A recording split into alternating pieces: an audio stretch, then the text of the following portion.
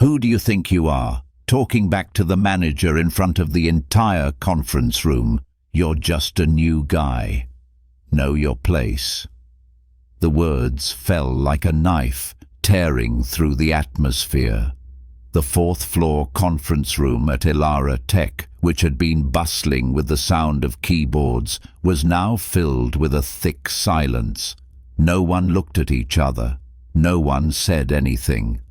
All eyes were averted, except for one person standing still as a statue, his expression unchanged. He didn't argue back, nor did he raise his voice. He simply said one simple sentence: "I reviewed the logs from last night. The error wasn't Clara's.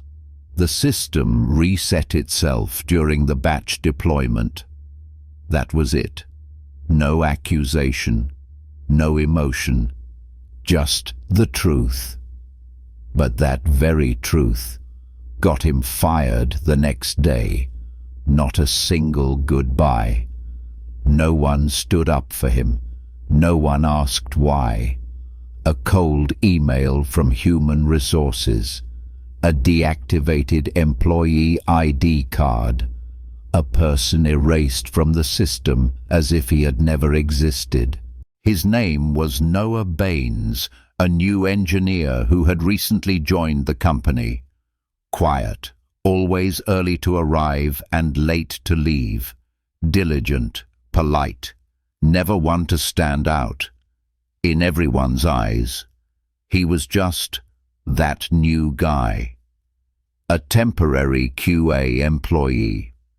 But what no one knew was that Noah didn't exist. It was just a fake name, an identity built from a forged file and a sophisticated resume.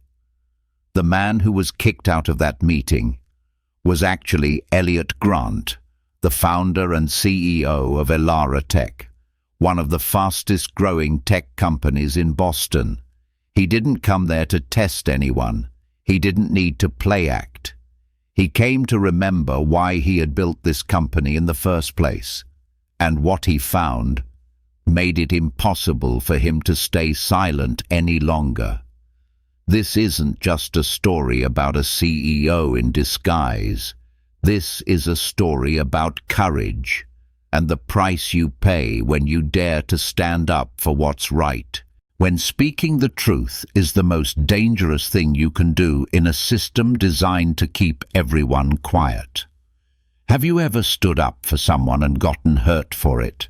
Or have you ever stayed silent for fear that if you spoke up, the next person to be eliminated would be you? Stay until the end of this story, because the ending is not what you think.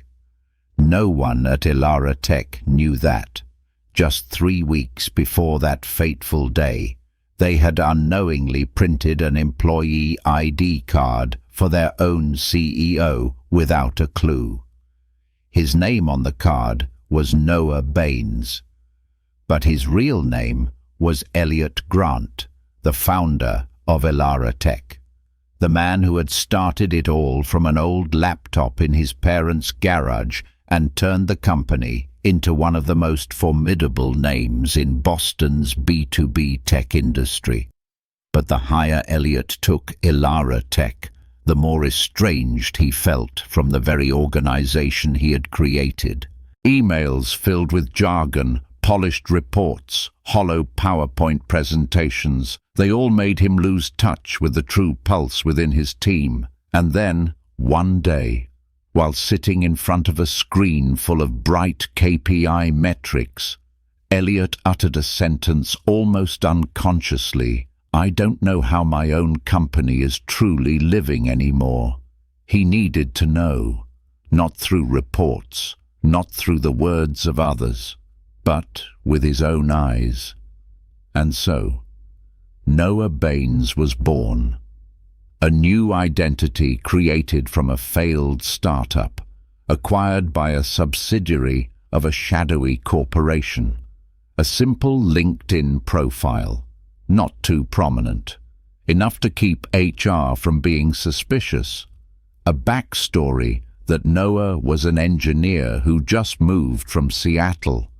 Plausible, easy to understand. No one would dig deeper. Elliot cut his hair shorter, dyed the greying parts on the sides. He hunched when he walked, wore a grey hoodie instead of a blue suit, and swapped his glasses for a cheap pair.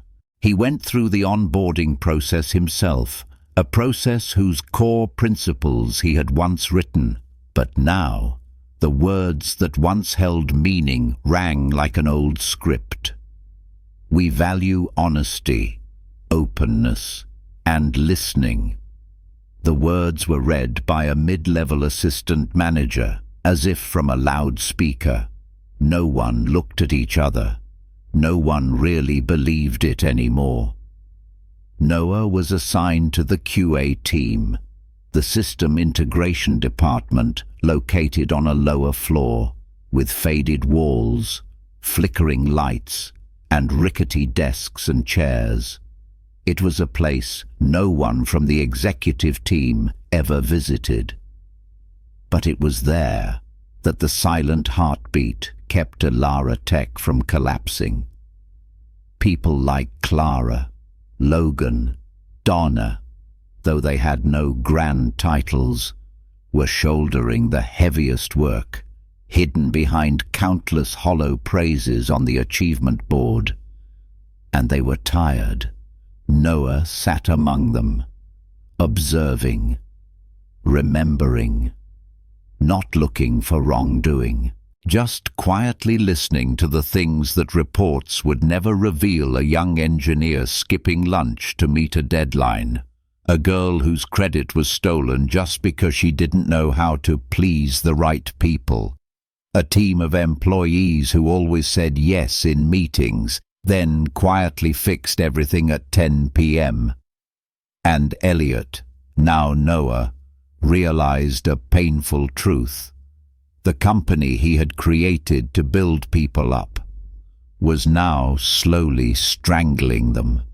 But he didn't speak up yet. It wasn't time. Even though he had only been working for a few days, Noah, that is, Elliot Grant, could clearly feel the difference between the company image he had once drawn on a strategy board and what was truly happening on the lowest floor of Elara Tech. The integration QA department, where he was assigned, was like a separate world. No modern desks, no fancy coffee machine, only chairs with broken hinges, cold hospital-like lighting, and a musty smell mixed with the old air conditioning. There, people worked with their heads down, not out of passion, but out of fear. Every word seemed to be carefully weighed and calculated. Every glance was a test to see if anyone was eavesdropping. And reigning over it all was Kevin Myers, the team manager, a man with a polite smile, but eyes that always seemed to be classifying people into useful and trouble. Kevin never shouted. He didn't need to.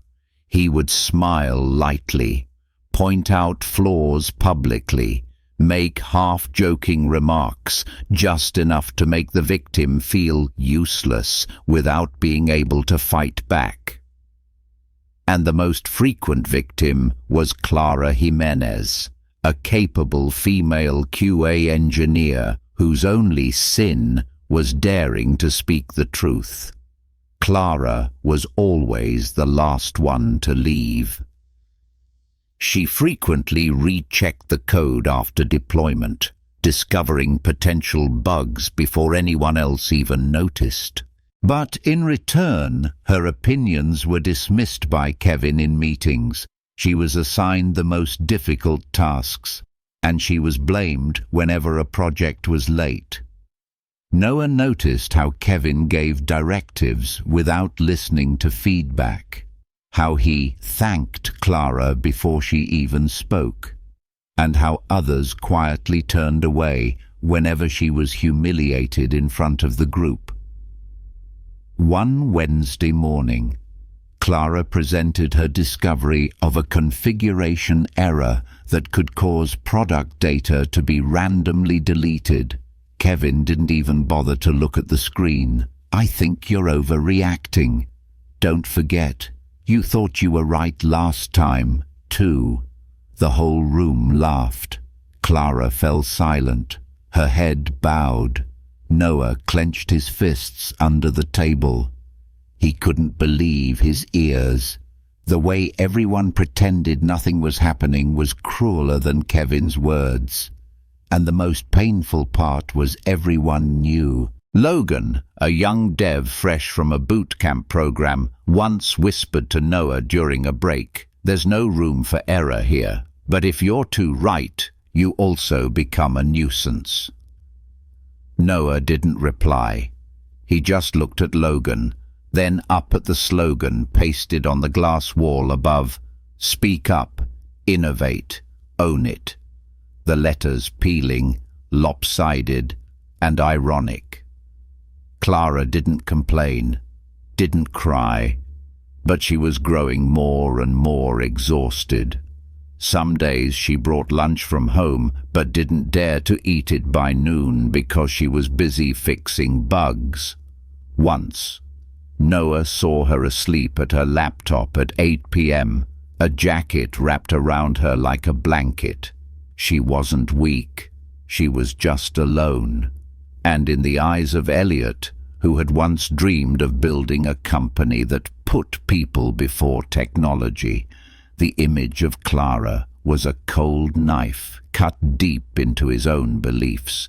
He couldn't fix anything right then, but something inside him began to stir like a simmering storm.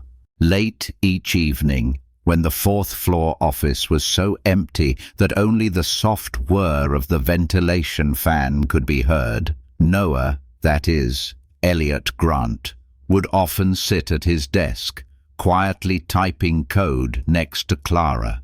No one assigned him to. There was no official task. But after 7 p.m., Clara would still be hunched over her work, and Noah, for some reason, always chose to stay with her. They didn't talk much. There was only the sound of keyboards mixed with the hurried ticking of time, but with every edit, every piece of code Clara asked Noah to review, every shared instant noodle cup, something began to form. Not friendship, not quite gratitude either. It was a fragile trust between two strangers, in a place where everyone had learned to be silent to survive. Clara never complained, but Noah saw it clearly, the dark circles under her eyes from lack of sleep, her shoulders always slightly hunched as if in defense, and the way she flinched every time Kevin walked past behind her. He started to document everything, not to expose anyone, just so he wouldn't forget. Small sticky notes, a private file on his laptop, recording the date, time, and small details that only someone who truly cared would notice. 3:47 p.m. Kevin cut Clara off as she was reporting a bug, later attributed the credit to the lead dev. 10:12 p.m. Clara still working. She quietly rewrote the entire test case that was ignored today. 11:40 a.m. Logan was publicly reprimanded by Kevin for being 5 minutes late. Didn't say anything for the rest of the meeting. These things were never mentioned in HR reports. They weren't part of the positive culture metrics. They weren't in the employee engagement data. They hid in the blind spots, in the silences, in the moments someone bit their lip, turned away, or chose to say nothing. And that was the most terrifying thing, silence becoming the norm. If you stay quiet, you still have a job. If you speak up, you might as well fire yourself. Dana, a back-end engineer, told Noah when he asked why she didn't report Kevin's behavior. Noah understood. He had built the entire internal feedback system with the expectation that everyone would be seen, heard, and listened to. But now it was just a digital mailbox that no one believed a real person would ever read. He felt he had failed, not because of revenue, not because of the product, but because he had allowed something toxic to creep into the very culture he was once proud of and let it grow without his knowledge. During a late-night deployment on a Friday, Clara suddenly looked over and asked quietly, "Do you ever think that sometimes being kind makes you a target?" Noah didn't answer right away. He just looked at the screen displaying an error code, then quietly typed the final command line to fix the bug for her. Yes, but if we're not kind, then what's left? The answer echoed in his mind long after, because deep down he knew the cost of silence was always greater than any system error. And if he continued to witness this without doing anything, then he didn't deserve to be the one who created this company. In his first few days as Noah, Elliot Grant tried to maintain an observer's stance. He told himself, not yet. It's not the right time to speak up. But with every meeting, every time Clara was cut off, every averted gaze when Kevin entered the room, the line between patience and neglect grew thinner. He began to systematically document everything, no longer just scattered notes. Elliot opened a simple Excel file, naming it VCT Internal Culture Anon. It had 3 columns: incident, people involved, severity. There was no room for excuses, no emotion, only the truth, recorded as living proof. The first row, Clara was cut off by Kevin when proposing improvements to the test case. The idea was later attributed to Logan. Clara was not mentioned in the sprint report. The next row, Kevin told Dana that her proposed new workflow was not aligned with the leadership style. Dana withdrew the proposal, did not speak for the next 2 weeks. And then Logan was publicly reprimanded for being 5 minutes late, right after leaving the hospital where he was caring for his mother. No one asked why. No one defended him. The truth was becoming clearer. And it couldn't be a coincidence. Elliot began to see a system of micro-power manipulating every corner, where the title manager was used as a weapon to suppress, not to lead. He also started to remember how he himself had once condoned this, not directly, but as the company grew, he delegated authority to layers of management without sufficient oversight. He had been too trusting that good people will know how to do the right thing. Now he understood. Nothing is more dangerous than a culture where a tyrant is protected by the silence of good people.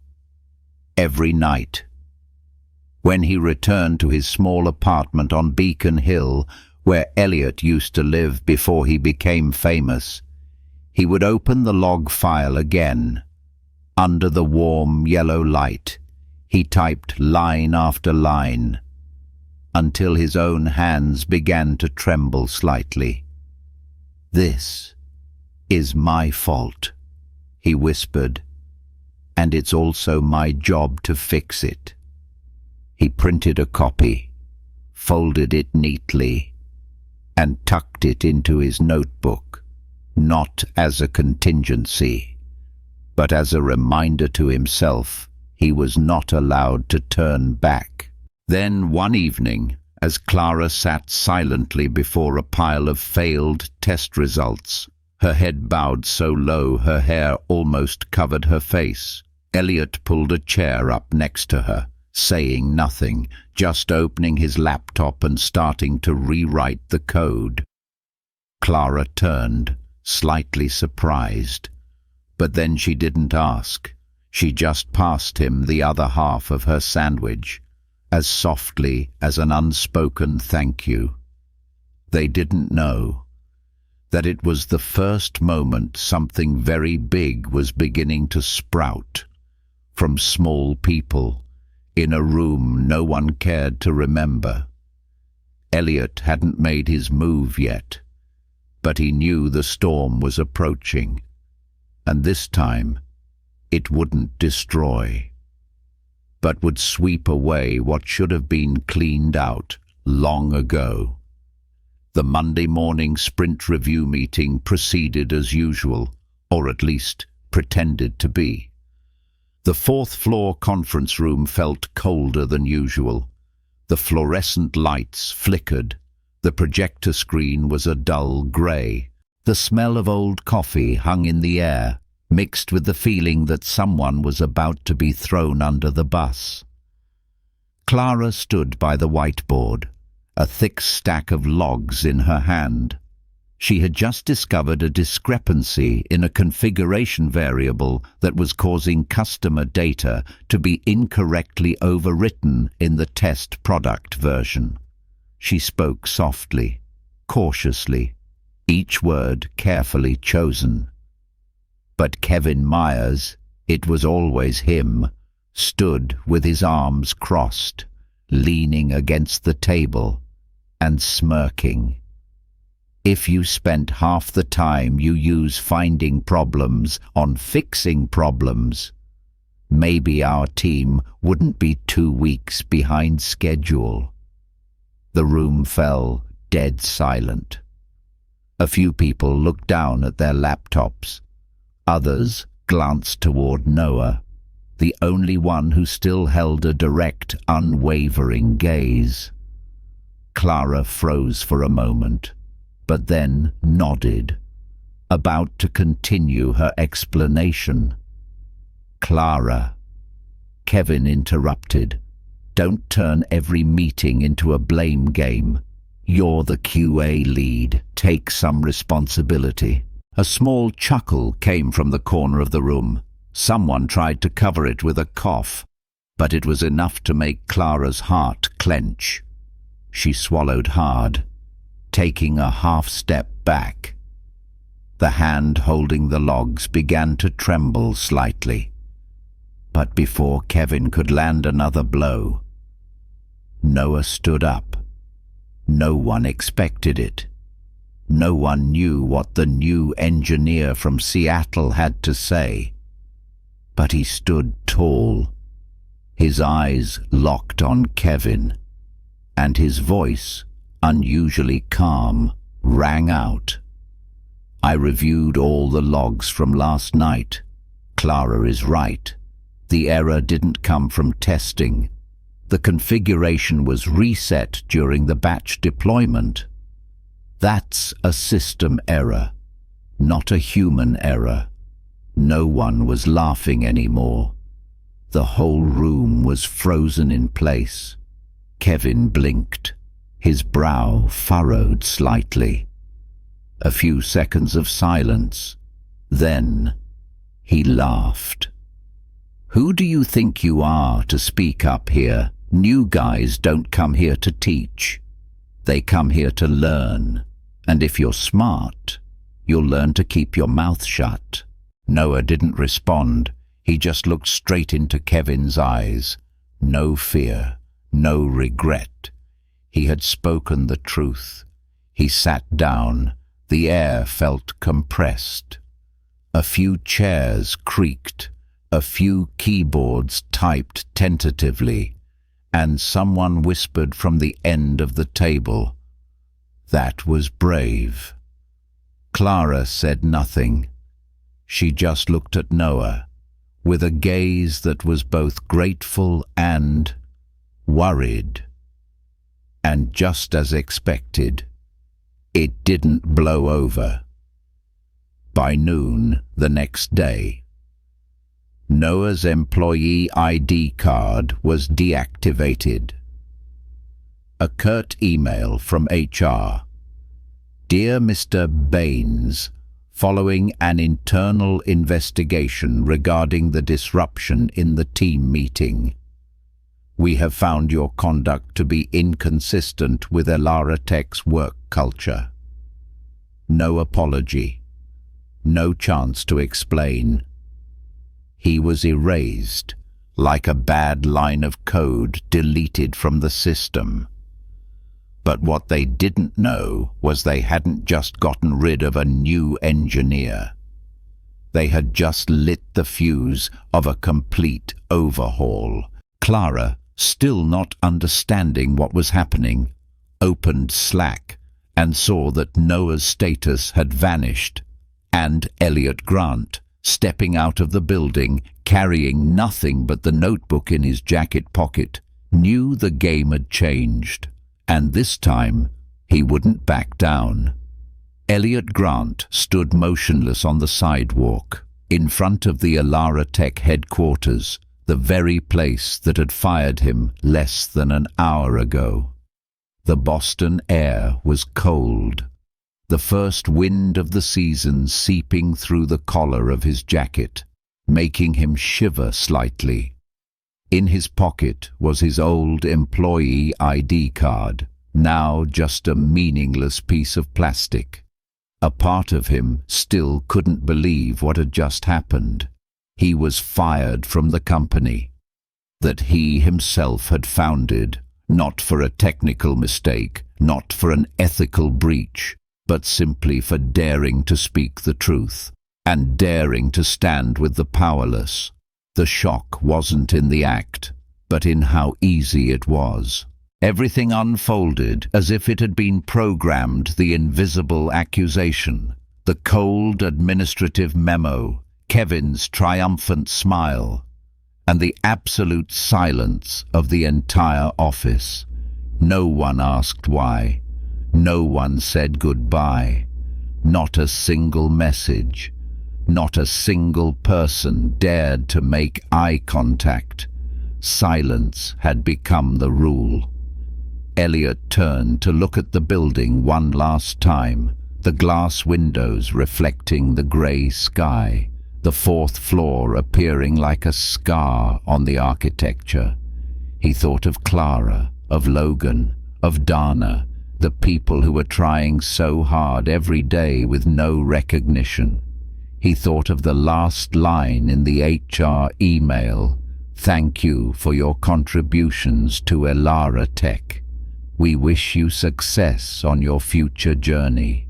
Success. He laughed to himself, not out of bitterness, but because he realized this was the journey he should have started long ago.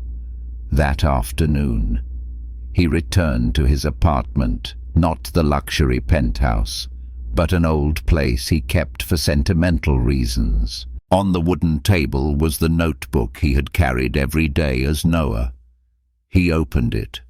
On the first page, he had once written a quote: "Sometimes, to find an organization's heart, you have to accept losing your place at the top."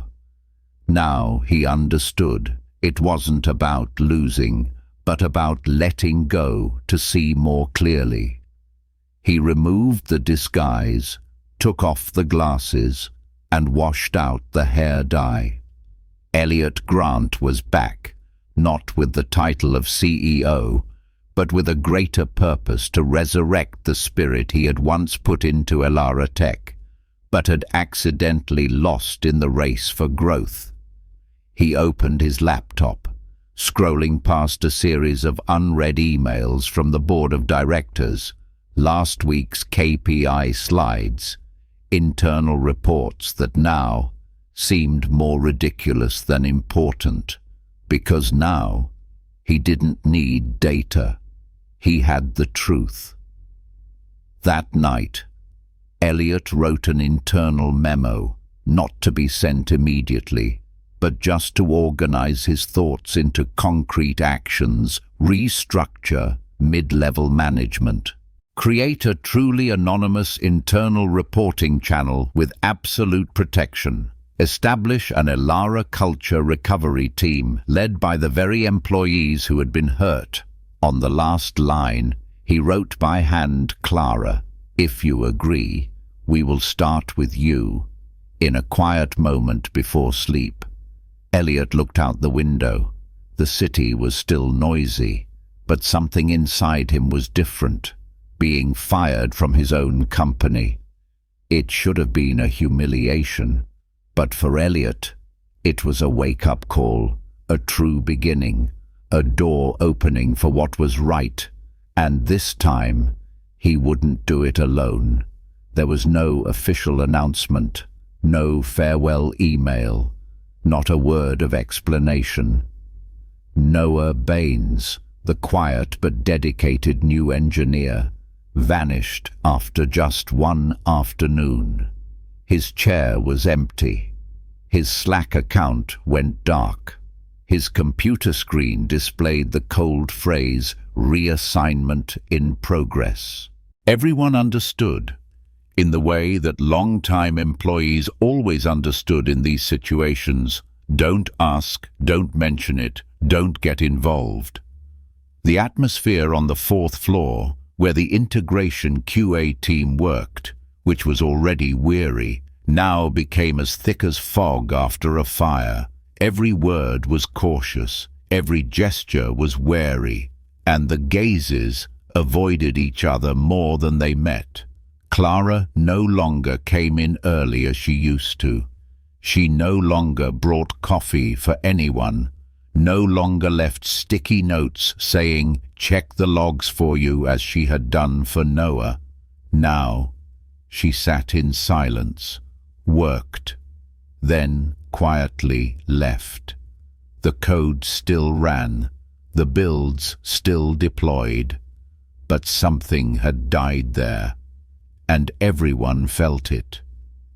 Kevin Myers, however, was different. He was busier than ever. In meetings, he joked more.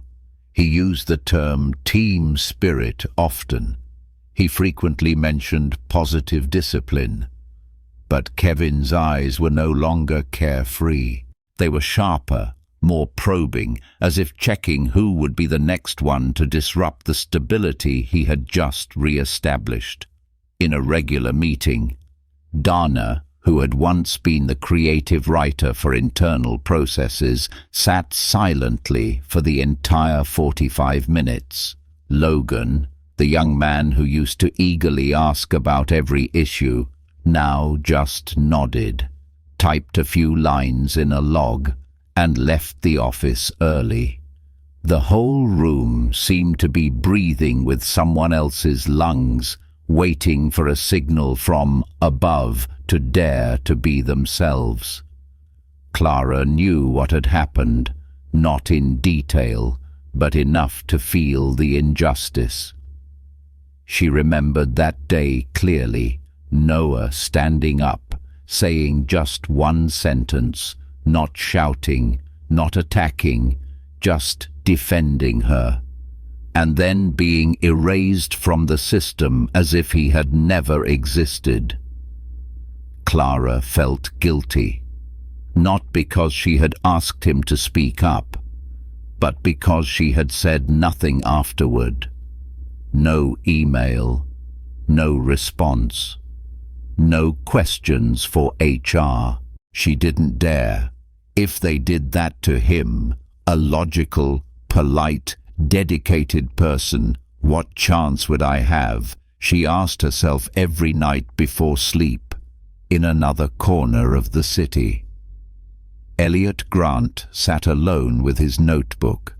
He underlined each name: Clara, Logan, Dana, Mike from DevOps, even Ava, the intern whose first presentation had been cut short by Kevin. He wrote nothing more, just looked at the list of names, as if looking back at each life, each small dream being slowly extinguished, not by power, but by indifference.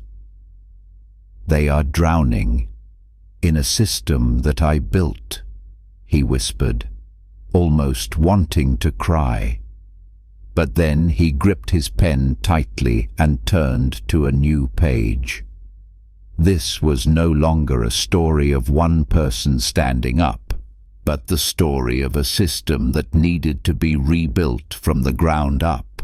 On Friday morning, the winter sun filtered through the thin blinds, casting a shadow on the desk where Elliot Grant sat. No longer Noah, no more grey hoodie, no more hunched back, no more timid walk of a new QA engineer. In front of him was a long list of employee names, those who had been hurt, forgotten, who had stayed silent out of fear. Beside it was a file, not a financial report or KPIs, but an internal dossier, evidence Elliot had collected for nearly 2 months under the cover of Noah internal emails, Slack messages, excerpts from meeting transcripts, and detailed notes on the manipulative abuse of power within Kevin Myers's team. Every word was a cut, and also a first brick in rebuilding what he had let rot. He opened his laptop, logging into his real account for the first time in weeks. The CEO dashboard appeared, numbers, reports, messages from the board. Everything was still running smoothly, just as Elara Tech had always functioned well on the surface. But now, he knew better. That was just the surface. The system is running, but the people are breaking. He opened Outlook and created a new meeting. To Kevin Myers, subject, no subject, room 17B, executive level time, Monday, 8:30 a.m. From E. Grant, no notes, no urgent tag, no pleasantries. But the name E. Grant alone was enough to send a chill down any mid-level manager's spine. At the same time, on the 4th floor, Kevin received the meeting invitation. He looked at the screen, frowning. A moment later, a bitter smile formed on his lips. "Is this a joke? Elliot Grant, that guy quit," he muttered. But no, Elliot had never quit. He had just hidden himself to observe. And now he was coming back, not as a boss, but as a living witness. For the remaining 3 days, Elliot did not appear. He prepared in silence. He called his lawyer, but only to consult on the boundaries of power. He called the senior HR manager, not to accuse, but to ask a question. If an employee wants to report their direct supervisor, is there a channel that is truly safe? And the answer, full of hesitation, confirmed one thing: there wasn't. Or if there was, it had never worked. Elliot sighed. He was no longer angry. Anger wouldn't help him fix what he had allowed to go off course. Now he needed clarity. He needed decisiveness. On Sunday night, before turning off the lights, he wrote a line in his journal. "I used to think the company was the product. Now I understand the company is the people, and I have neglected them for too long." He closed his eyes. He slept the deepest he had in weeks, because he knew At 8:30 tomorrow morning, everything would change. 8:26 a.m. Conference room 17B, executive level. A large conference room, frosted glass doors, blinds drawn shut. A long table, chairs lined up as if for a negotiation between titans. But today, there were no advisors, no lawyers, no board members, just two people. Elliot Grant, CEO and founder of Elara Tech, sat at the head of the table, his back straight, hands clasped in front of him, his gaze calm. Kevin Myers walked in, his tie perfectly knotted, carrying a laptop and a professional smile. He stopped short when he saw Elliot. "Oh, hello, Mr. Grant," Kevin said, his voice trying to sound normal. "I didn't think—" "Sit." Elliot cut him off, without a trace of warmth. Not loud, but as sharp as a freshly honed razor. Kevin sat. The smile vanished. Silence draped over the room like a heavy blanket. Elliot opened the brown leather folder in front of him. He took out an A4 printout, a screenshot of a Slack chat between Kevin and another manager. The highlighted text read, "That kid thinks he's a hero. All he did was smear me in front of the whole team. HR is taking care of it. He won't last the week." Right below it, call it a culture fit issue. Works every time. Kevin's face went pale. He tried to laugh. It was just an internal matter.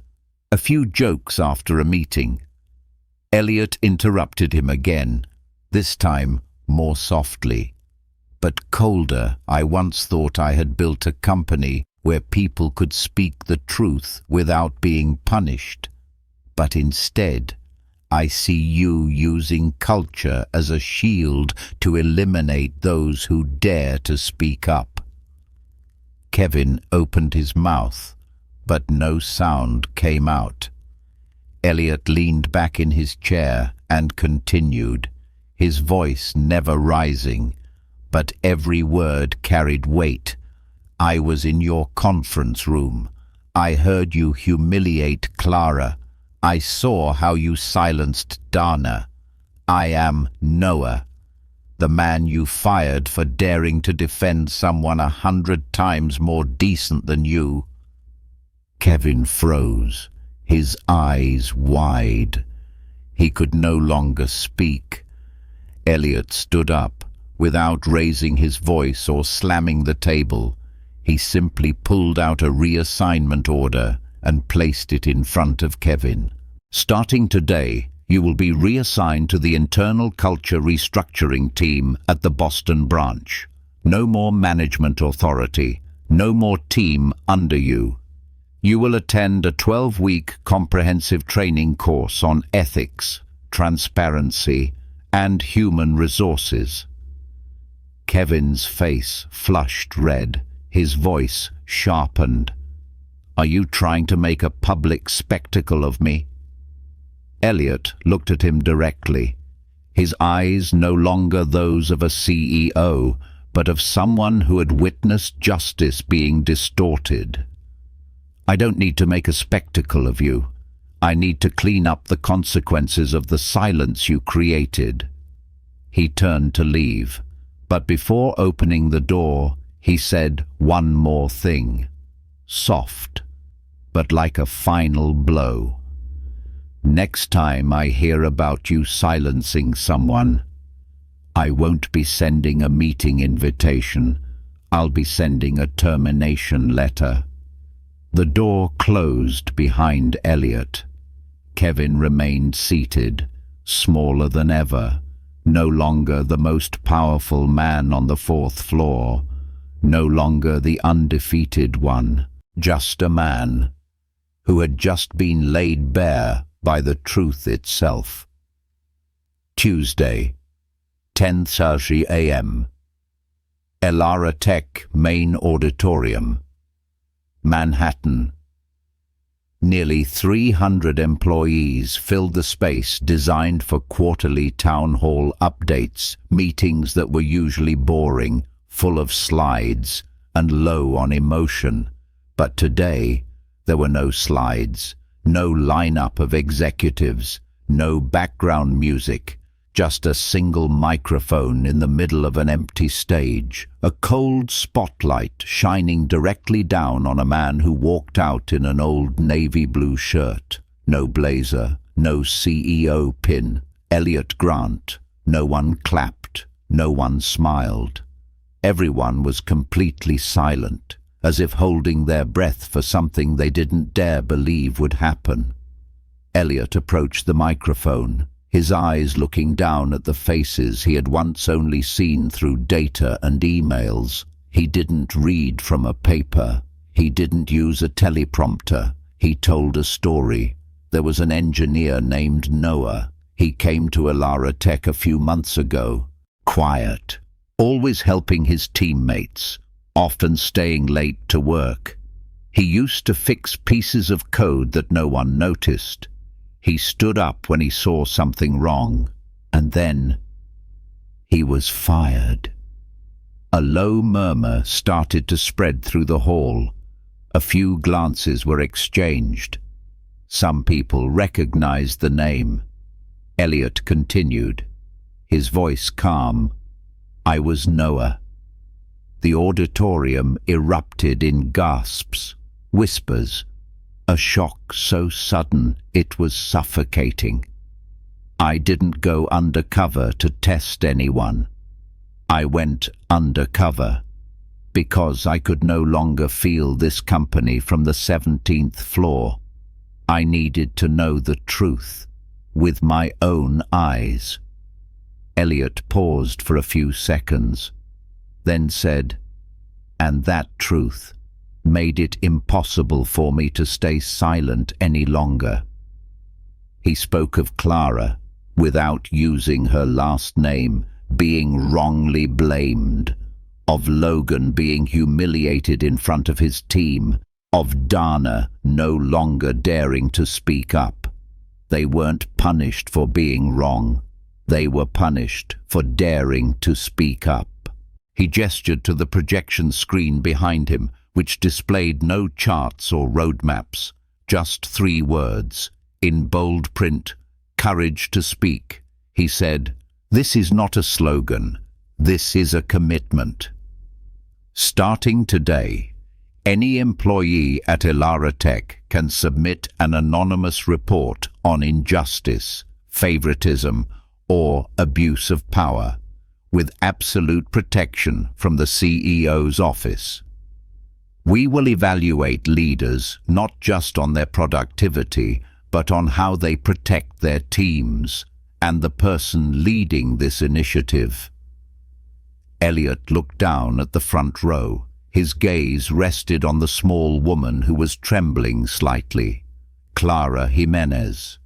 Clara, please come up here. She stood up. She walked with slow but steady steps. The auditorium watched. A few people were already in tears. Elliot turned to her, holding out a small card, not a business card, but a new role, culture lead, QA integration rebuild. You don't have to scream to change something. You just have to hold on to what you believe is right. And you did that, even at a cost. Now you will help us rebuild. Clara took the card. She didn't cry. She just nodded. But that nod made the entire auditorium rise to their feet, one by one, like a wave spreading out from the truth. Kevin Myers, sitting at the back of a row, had no one looking at him anymore, because everyone's eyes were on the stage, where, for the first time, honesty and courage were being celebrated publicly. Elliot ended the meeting with a sentence that wasn't in any speech. Next time you witness something wrong, don't turn away, because you never know. The person you're protecting might just be our future. 2 weeks after the town hall where the truth was revealed, Elara Tech was no longer the Elara Tech of the previous month. It was still the same building, still the same scuffed wooden floors, the crack in the corner of the 4th floor hallway, still the same rows of chairs that creaked every time someone leaned back in a meeting. But one thing had changed forever, and it wasn't on any KPI chart: the atmosphere. No more bowed heads when a manager walked in. No more lunches eaten hastily in anxiety. No more meetings where everyone knew the outcome, but no one dared to speak. Instead, there was a cautious courage. Clara Jimenez, now the culture lead for the QA restructuring project, didn't step into her new role with fanfare. She started by sitting down with every person who had been hurt like her. Not asking them who they wanted revenge on, but asking if you could start over. What would you need to feel valued? She worked with HR to redesign the anonymous feedback form, not just a drop-down menu for scores, but open-ended questions. Have you ever been interrupted? Have you ever felt afraid to share an idea? Who is the first person you would want to protect if you saw them being treated unfairly? She led one-on-one sessions with forgotten teams. She led training on non-aggressive feedback. And every Friday, she sat down with her old team, not to check performance, but to listen again to the very voices that had been silenced. Logan, the young programmer, raised his hand to speak in the middle of a meeting one day. Not timidly, without apologizing. He just said, "I have a proposal," even though it's not fully formed. And no one laughed. No one interrupted. Dana, the woman who used to turn her camera off in every online meeting, resubmitted the old workflow proposal that had been rejected. The following week, it became the new template for the entire testing system. And what about Kevin Myers? He left the Elara Tech office in Boston at 5 p.m. sharp every day. He attended all the ethics training sessions. He passed all the tests. But he no longer held any power. He walked through the hallways without anyone greeting him. No one hated him, but no one feared him either. And maybe, in the moments he sat alone in an empty conference room, he began to understand that power doesn't come from others being afraid of you, but from them wanting to walk alongside you. As for Elliot Grant, he didn't return to the old-style CEO office. He didn't need to anymore. Instead, he often appeared in the cafeteria, where QA employees pushed tables together to eat lunch, sometimes just to ask a small question. Did anyone dare to say something they were once afraid of today? And then he would sit down and listen to them talk, from technical details to small things like an intern getting their name credited in a team report. And he smiled, not out of satisfaction, but out of hope. One afternoon, Elliot was walking past the 4th floor hallway, what used to be the dark zone of Elara Tech, and he stopped. The old conference room where Clara had once been humiliated now echoed with laughter. The sound of keyboards mingled with phrases like, "Thanks. I've fixed that part, and that's a great idea. Let me try it." He didn't go in. He just stood there for a few seconds, silently, then turned and walked away. Because a true leader doesn't need to stay at the front. They just need to know that, this time, no one has to stand alone. Elliot was once fired from his own company for daring to defend someone who was wronged. But it was that very departure that helped him see and fix what had been neglected for too long. Elara Tech didn't change because a CEO made a decision.